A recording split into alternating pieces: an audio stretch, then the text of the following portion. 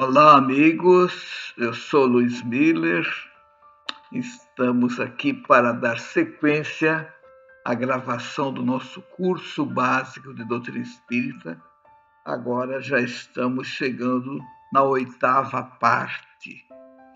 Esta diz respeito, irá dizer, acerca da mediunidade. Este também é um dos fundamentos da doutrina espírita, que trata da comunicabilidade dos espíritos. Muito importante, a mediunidade é uma faculdade que praticamente todas as pessoas têm, só que em graus diferenciados, né? Então nós temos aí as faculdades mediúnicas ostensivas, aquelas em que os médiuns recebem os espíritos pela voz, pela psicofonia ou pela escrita, pela psicografia, né? Então, isso não é todo médium que tem essa possibilidade. Mas nós todos temos essa faculdade mediúnica, só que nem sempre percebemos, porque nós recebemos muitas inspirações que não entendemos como sendo via mediúnica, mas é via mediúnica. Então, na verdade, nós somos espíritos, estamos aqui encarnados nesse plano, mas continuamos conectados com o mundo espiritual, sabe? Porque o mundo espiritual é o nosso mundo real. Nós somos espíritos, a nossa natureza é espiritual. Nós não somos esse corpo, nós somos um espírito que estamos numa experiência humana, que isso já foi dito em outros vídeos anteriores aqui, né? Mas desse nosso curso básico de doutrina espírita, e que nós todos, né, nós temos, por exemplo, pintores que pintam, colocam o nome do pintor, mas na verdade, em muitos casos, muitos, são inspirações de espíritos pintores, né? E escritores, pessoas que escrevem livros, pessoas que fazem muitas redações para os noticiários, muitas vezes até são instrumentos de espíritos inferiores, escrevendo relatos críticos, atacando pessoas. Isso muitas e muitas vezes é por via mediúnica. E eles não estão entendendo o que está se passando e estão provocando problemas que os espíritos inferiores querem que seja levado até aquelas suas vítimas, entre aspas, né? Então, nós vemos que a mediunidade é muito mais frequente do que nós possamos entender, né? Os sonhos, como nós sonhamos com parentes, né, com amigos, isso também é um processo mediúnico, né? É uma comunicação, né? Nem sempre os sonhos são nesse sentido mediúnico, mas a grande maioria, a esmagadora maioria, quando nós estamos sonhando com o nosso pai, com a nossa mãe, com o nosso irmão, nosso filho, nosso tio, nosso avô, enfim, nosso amigo, nós estamos em comunicação mediúnica, porque, na verdade, é assim, né? Ao dormir o corpo, o espírito sai do corpo, né? E vai para o mundo astral, para o seu mundo. E ali ele entra em contato, e depois, em função da sua mediunidade, isso é transferido para o cérebro e a pessoa lembra no dia seguinte. Porque o que não vir aqui para o cérebro não tem como lembrar, né? É onde então nós todas as noites estamos nesse plano astral, mas nem sempre dizemos que sonhamos. Na verdade, o sonho é uma emancipação parcial da alma, que sai do corpo com seu perispírito, parcialmente também, e vai entrar em contato com o mundo astral, com o mundo espiritual, com amigos, com espíritos amigos, mas também com adversários, né? Aqueles sonhos muitas vezes que viram pesadelos. Então tem essa coisa toda, que isso que nós estamos falando não é para assustar ninguém, é para a gente ver que isso é uma coisa natural, né? É uma coisa natural que isso sempre aconteceu. A mediunidade é outra coisa que também não foi criada pelo Espiritismo. Só que no Espiritismo, a mediunidade entrou num campo científico, porque Allan Kardec passou a observar os fenômenos que eram das mesas girantes, aquela coisa toda, né? E ele mesmo disse que não se convencia primeiro, antes de ir. Ele foi convidado para assistir, mas ele disse, não, só se me provarem que uma mesa tem sistema nervoso e pode ser magnetizada, que ele conhecia bem o magnetismo. Até que, por insistência do seu amigo, ele foi lá e viu que tinha algo além daquelas pancadas que eram dadas, né? Que as respostas eram respostas inteligentes.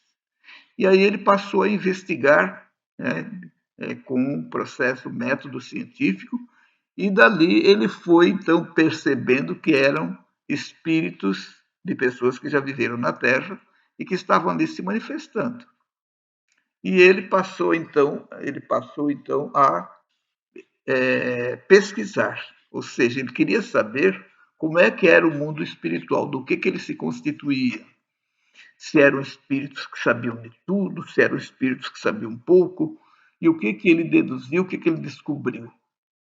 Ele descobriu um outro mundo, que é o mundo espiritual. Então a mediunidade passou a ser uma espécie de luneta, de telescópio, para poder, de certa forma, descobrir, né? Desvelar o mundo espiritual. E o que ele viu? Que o mundo espiritual se constitui de espíritos mais evoluídos, menos evoluídos. São colônias, né, cidades espirituais, que se constituem de espíritos de vários conhecimentos, né? Vários tipos de evolução. Evidentemente que os espíritos de menos evolução se reúnem em colônias com características também menos evolutivas, né? Então, que a gente possa entender isso, que a mediunidade ela é mais frequente, né, do que nós possamos imaginar. Aí, então, vem as pessoas que contestam, né? Porque a Bíblia proíbe a comunicação com os mortos.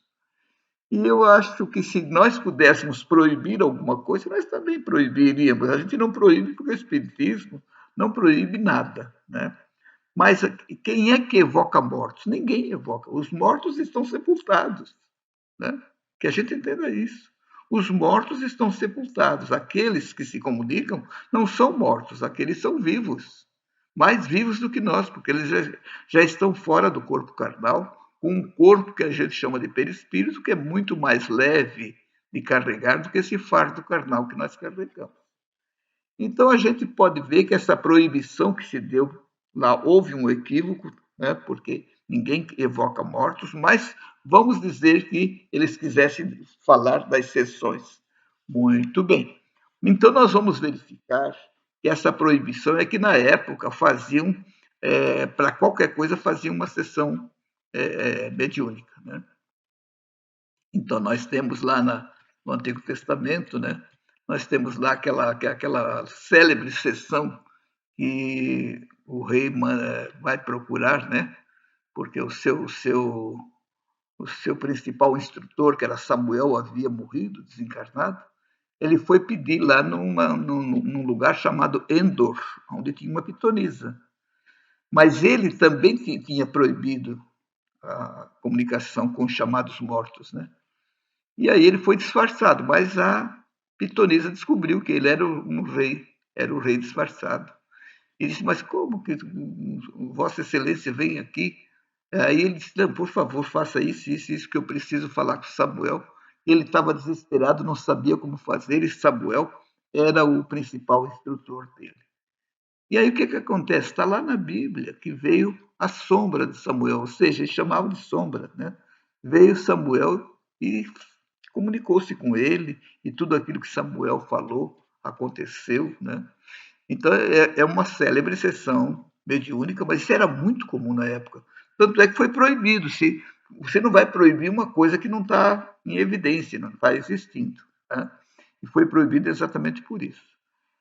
Porém, nós vamos ver depois com Jesus como pode ser feita uma manifestação espiritual, espírita, de forma tranquila, honesta, né? Sem interesses pessoais. Quando ele pega João, né? É Pedro, João e Tiago, Tiago maior, né? Os três foram até um monte chamado Tabor e ali houve a famosa transfiguração de Jesus. Mas não foi só a transfiguração. Ao lado dele apareceram Moisés e Elias. Quem era Moisés? O mesmo que já tinha proibido lá atrás. Mas ele veio dizer o que com aquilo? Que as manifestações sérias não existe proibição nenhuma e que também não é possível proibir, né?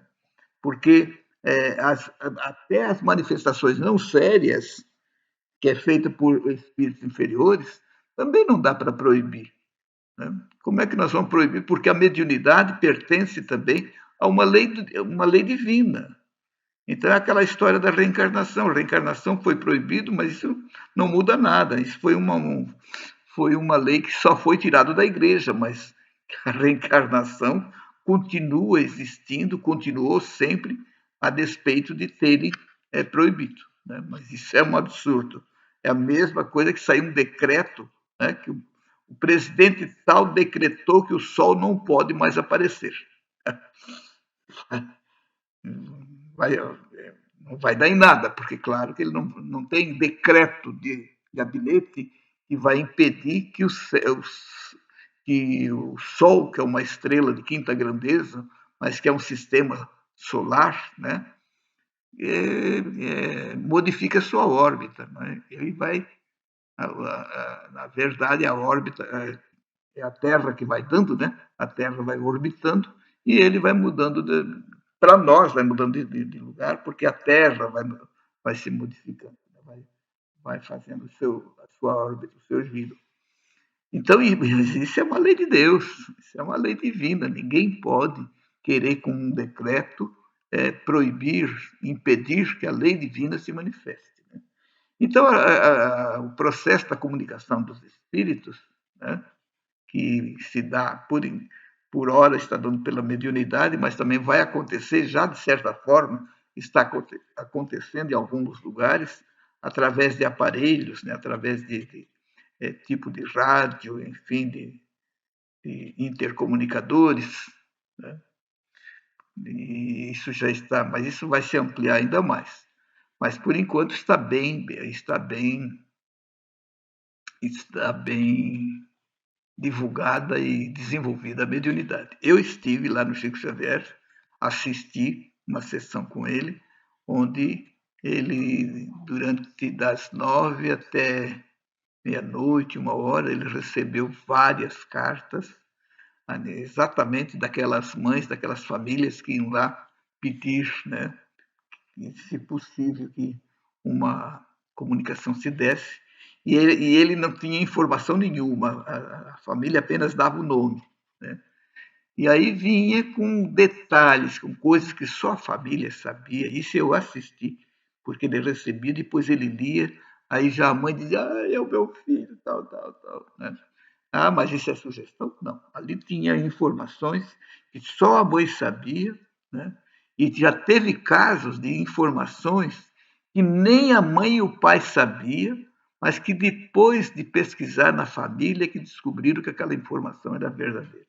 É uma coisa, Chico Xavier, de fato, eu diria assim, o maior médium do mundo, né? Então, isso está. E a Bíblia ela está repleta de comunicações, né? Nós vamos encontrar, por exemplo, lá Moisés conversando, eles diziam que era conversar com Deus, né? Quando ele vai até lá, ele está no deserto, ele vê uma sarça queimando, e era muito comum na época aquelas sarças, aqueles arbustos secos, pelo calor, entrarem em combustão. Mas pegava fogo e logo se apagava. E o que chamou a atenção de Moisés é de que aquela sarça queimava e não se apagava. Era, era fogo permanente. E aí vem do céu, do ar, assim, uma voz que diz para ele, Moisés, tira as sandálias, porque a terra onde estás pisando é santa. Eles entendiam que era Deus, mas Deus não fala dessa forma. E, na verdade, a gente sabe que Jesus e seus comandados estavam na frente desse processo, onde a primeira revelação estava se preparando para acontecer, que foi a revelação dos 10 mandamentos. Né? Então a gente vê isso a todo instante. Né? Tem um outro fato lá no livro de Daniel, né? Em que ele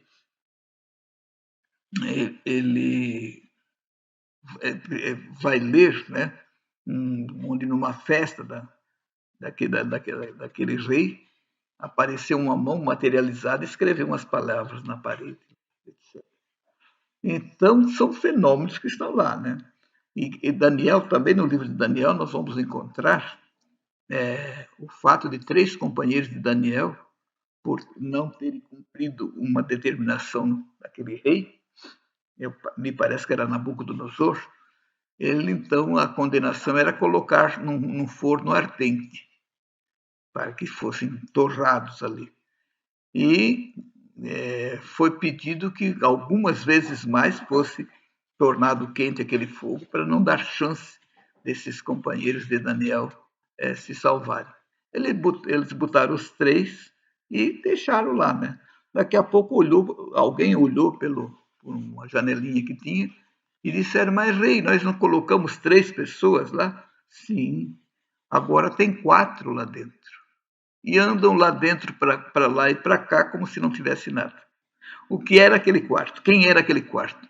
Ali era um espírito se manifestando e anulando aquele calor que ali estava, né? Eles trabalham isso, anulou o calor e eles saíram sem que nem uma pestana tivesse queimado. E consta de que quem abriu a porta caiu para trás morto, de tanto calor. Então a gente vê isso direto. A Bíblia toda, né?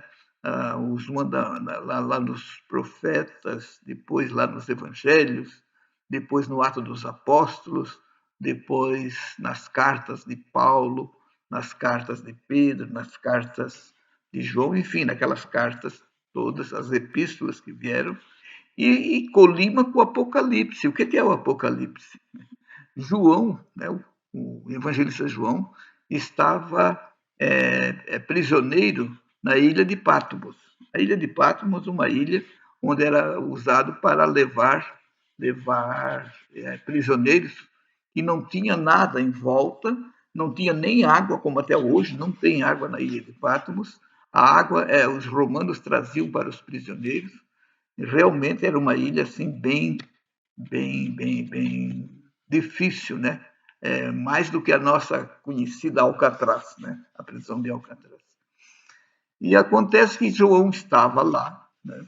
E ele adormece e é levado para o plano espiritual para poder ver e escrever o que estava vendo. Isso é o Apocalipse. Quem ele vê primeiro? Jesus. Ele vê e ouve. Isso aí não tem fato mediúnico maior. É que João, de fato, era um médium de muita importância. Tanto é que ele foi lá na transfiguração do Monte Tabor, ele foi um dos 3, né? Foi Pedro, João e Tiago Maior. Né? Então, aí nós vamos vendo que as faculdades mediúnicas se dão de forma direta. Né? Consta também que Maomé recebeu uma mensagem lá numa caverna, etc., que também veio uma entidade falar para ele. Então, isso está em toda parte, né? Em toda parte. No Vaticano, o Vaticano tem uma seção lá, um setor, que até é bem fechado, é difícil de acessar, onde ali estão os grandes fenômenos, porque nós vamos encontrar, por exemplo, a Nossa Senhora de Fátima, né? Ali com aqueles 3 meninos. Um fenômeno belíssimo, mas belíssimo que a igreja tem, né? E que está lá, né? No dia 13 de maio, né? Na chamada Cova da Íria. Né? Então, são coisas assim que não tem como esconder. Né? Nós temos também em Lourdes, né? A Nossa Senhora de Lourdes, os fenômenos de cura que ocorreram ali, fenômenos físicos. Isso tudo na igreja, né? Tudo ali pertence à igreja e tem todo um, vamos assim dizer, um museu, né? Uma sala onde isso é registrado e separado lá no Vaticano. Outro fato que temos na igreja é o Santo Antônio de Pádua, né? Santo Antônio de Pádua também ele tinha o dom da bilocação, ou seja, ele está aqui, aí de repente ele sai do corpo, vai em tal lugar, como aconteceu com ele, o pai dele estava sendo acusado de forma injusta, ele estava na sala, na igreja pregando, ele ficou para o público como se tivesse um minutinho pensando, naquele minutinho ele se desdobrou, foi lá, salvou, provou a inocência do pai e voltou. Isso é fenômeno de bilocação. Aqui no Brasil nós tivemos Eurípides Barçanufo, na cidade de Sacramento, né? Em Minas Gerais, Sacramento, lá próximo de Uberaba, também ele era um farmacêutico, né? Ele se desdobrava e era parteiro, atendia as parturientes. Teve um caso que o marido saiu para chamá-lo, para buscá-lo, mas enquanto o marido não chegou, ele já tinha ido lá, já tinha feito o parto, voltou. Quando o marido veio, chegou, ele disse: Não, eu já fui lá, já fiz isso. O cara não acreditou primeiro, né? Mas depois chegou lá, a criança já tinha nascido, a mulher disse: Não, mas o seu Eurípides esteve aqui, assim. Então, isso são fenômenos e para muitos isso passa, as pessoas passam batido, né? Mas para o observador, para o estudioso, a gente vai ver que em todas as camadas sociais da humanidade isso sempre aconteceu, né? Sempre aconteceu. Então a faculdade mediúnica tem essa possibilidade, né, de receber influências do plano espiritual.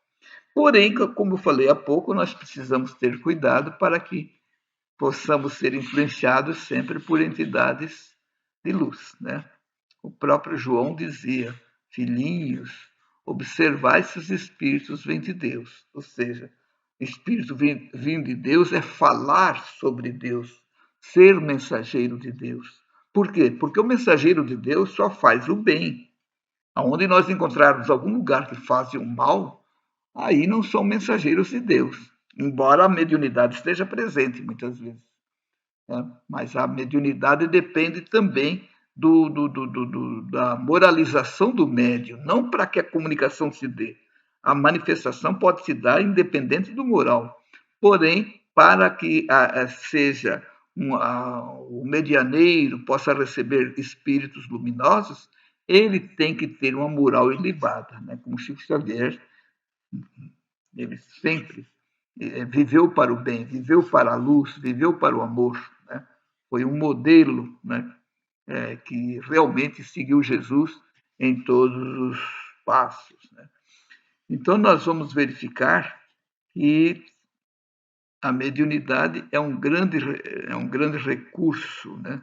E também, repito, é uma lei divina, né? É uma lei divina, né? Então, nós temos a Bíblia para nós, espíritas, é o maior repositório de questões mediúnicas. Há quem diga que nós somos contra a Bíblia, que o Espiritismo não aceita a Bíblia. Não é verdade, não é verdade. Só que a gente não lê só a Bíblia, a gente não lê. Aliás, não só a Bíblia, todos os livros que nós temos na literatura espírita, nós não temos o hábito de apenas ler. Nós lemos e estudamos os textos. A mesma coisa na Bíblia. É evidente que nós damos preferência para o Novo Testamento, né? Porque Jesus vai dizer: Eu sou o caminho, a verdade e a vida, e ninguém vai ao Pai senão por mim. Então nós não vamos seguir Moisés, não vamos seguir Elias, não vamos seguir João Batista, nós temos que seguir Jesus, né? Mas isso não nos impede de conhecer aquelas informações que está lá, né? A história de Abraão, que é muito bonita, a história de Isaac, né, que é seu filho, a história de Jacó, que é seu neto, que depois virou foi mudado o nome de Jacó para Israel, e é dali que vem os israelitas, né? Que são aqueles descendentes do pai Jacó, né? do Jacó. Então, nós vamos entendendo que nós damos assim uma importância incrível. Aliás, eu costumo dizer que a Bíblia é o maior repositório de verdades espirituais. É muito gigantesca, é muito grande as informações, o número de informações do plano espiritual para cá. Eu não sei por que os estudiosos da Bíblia, que eu às vezes gosto de assistir, porque eles têm um conhecimento, nossos irmãos evangélicos, têm um conhecimento incrível da Bíblia, mas eles interpretam na literalidade, ou seja, na letra. Né? Então, eles não buscam a essência, porque a proposta é sempre essa. Nós vamos buscar, principalmente quando estudamos Jesus, né? Estudamos os mandamentos do Novo Testamento, temos que olhar ali a essência daquela mensagem, né? Eu gosto muito de falar, muito de dar como exemplo a parábola da figueira que secou, né? Muita gente ficam assim presos se ela secou, se ela não secou, mas aquilo ali é uma parábola. O que Jesus quis dizer? Ele mostrou que a figueira dá figo de forma sazonal. Ou seja, o que isso quer dizer? Que ela dá de vez em quando, ela tem um tempo para dar figo. A mensagem para nós é que nós não devemos ser igual à figueira. Nós precisamos dar fruto todos os dias. Que nós não sejamos sazonais. Né? Então é muito linda as passagens, muito linda, muito linda. Né? Quando você fala ali da parábola do bom samaritano, né? O que quer dizer Jerusalém, o que quer dizer Jericó? Falando que Jerusalém, ele está se referindo à espiritualidade, Jericó, à materialidade. O descer, que aquele homem que descia de Jerusalém para Jericó, ele estava trocando a sua espiritualidade pela materialidade. E quando nós trocamos as coisas espirituais por materiais, nós descemos de vibração. E ao descer de vibração, nós somos atacados por ladrões, mas da espiritualidade inferior. E aí, como lá está aquele homem caído, né, que foi atacado por ladrões, tudo isso é um simbolismo. Tanto é que a parábola ela não existe. Né? E eu acho muito curioso, porque já me contaram, né, de que lá em Jerusalém tem um local que diz assim: ó, aqui foi a hospedagem que o samaritano trouxe o homem caído para ser socorrido. Isso é uma falácia, porque não existiu esse lugar, não existiu porque Jesus contou uma parábola. Parábola é uma história figurada para deixar uma mensagem. E ali Jesus dá a mensagem para que a gente não troque a nossa espiritualidade pela materialidade, que a gente pratique a caridade, desenvolva a sensibilidade, porque ali passou, por exemplo, o sacerdote não atendeu, o levita também não atendeu, mas o samaritano atendeu. Por quê? Porque os dois primeiros estavam insensíveis, eram portadores da famosa lepra da alma, né? Que eles não tinham a sensibilidade desenvolvida. E o samaritano, que era muito criticado pelos fariseus, Jesus pegou como modelo para essa parábola e foi lá e socorreu. Então, as mensagens precisam ser cada vez mais, de certa forma, estudadas, pensadas, para descobrir a essência que ali está. Então, nós concluímos aqui essa parte, né? Essa oitava parte do nosso curso básico de doutrina espírita, com o assunto mediunidade ou comunicabilidade dos espíritos, que é um dos fundamentos também da doutrina espírita, como sempre baseados em Jesus. Então, nós repetimos, irmãos que quiserem assistir, participar desse curso, ele está aí à disposição dos irmãos no YouTube. É só acessar o YouTube e digitar o nosso nome, que o nome do nosso canal é o meu nome mesmo, é Luiz, com Z, e Miller, M2I, 2Ls e R. O meu Miller não é com o tremado. Né? Então, houve uma falha lá atrás no registro do meu pai, ficou por isso mesmo. Então, o original era com o tremado, mas depois acharam que era dois Is grudados, aí desgrudaram. Então, o meu Luiz não é com S, é com Z, né? Então não tem o acento agudo no I. E Miller, M, 2Is, 2Ls, ER. Está à disposição dos irmãos, principalmente quem estiver iniciando na doutrina espírita. Procurem pegar desde o começo, a primeira parte, segunda, terceira, fazer um curso mesmo, um estudo. E são vídeos curtos, né, no máximo 30 minutos, o que facilita para os irmãos, para não cansar os irmãos. E eu estou sempre à disposição, eu sou um trabalhador do Centro Espírita André Luiz de Joinville, então os irmãos podem acessar também, se quiserem entrar em contato conosco. Via André Luiz também nós poderemos estar respondendo possíveis questionamentos, dúvidas, enfim, estamos à disposição dos irmãos com o maior prazer. Então queremos agradecer e abraçar a todos, deixar o nosso carinhoso abraço e esperando que todos possam usufruir desse curso para poder ficar um pouco mais esclarecidos. Nós ainda vamos gravar mais 2 falando de Jesus.